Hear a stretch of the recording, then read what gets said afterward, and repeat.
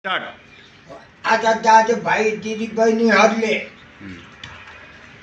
एमाले गर्दा सरी अब यो काङ्ग्रेसले गर्दा 50 जिल्लाको काङ्ग्रेस आयो। देश बेचेर खाएको हुनाले एमाले आए पनि जुनै कान्छुरा चोरेरो छ, तर खेतीपाती गर्ने मान्छेलाई अलिकति कारबाही दिनु हुँदैन। एमाले आएपछि जनता नबिग्रा काम खेतीपाती गर भनेर विकास खोल्ने ठाउँमा अहिले मोगी बढाउन हुनाले अब यही जनताले खुकुरी हान्ने छ, रक्तम बनाउने छ। अब ग्यासको भाउ, तेल, अनि यस्तै भएर हामीले देश खानानी के गर्ने भनेर अब यो बुढोपाकाहरूले सोचिरहेको छ।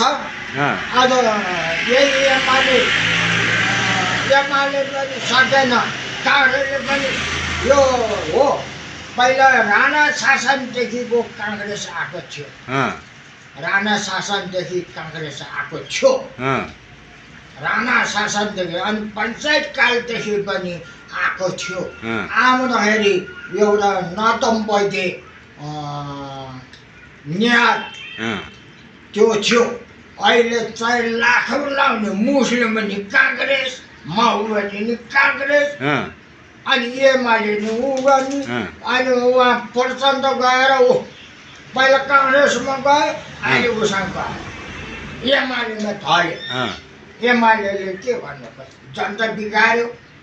अहिले हामीले खानालाई अभ्यास भइरहेको छ। अनि अब देश बनाउनलाई के गर्नुपर्छ त हजुर? अब देश बनाउनलाई अब के गर्नुपर्छ भन्दाखेरि अब देश बनाउनलाई एउटा राजाले, एउटा मन्त्रीले देश चलाओस्। त्यो चाहिँ हत्या कहिले गर्यो? बाहिरको मान्छेले हत्या गर्यो त्यो ज्ञानेन्द्रको भाइलाई।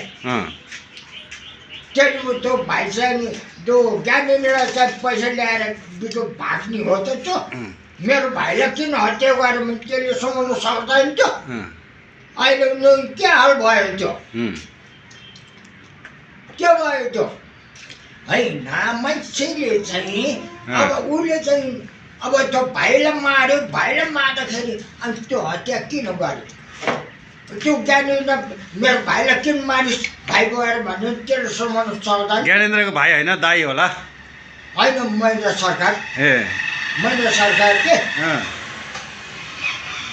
महेन्द्र सरकारको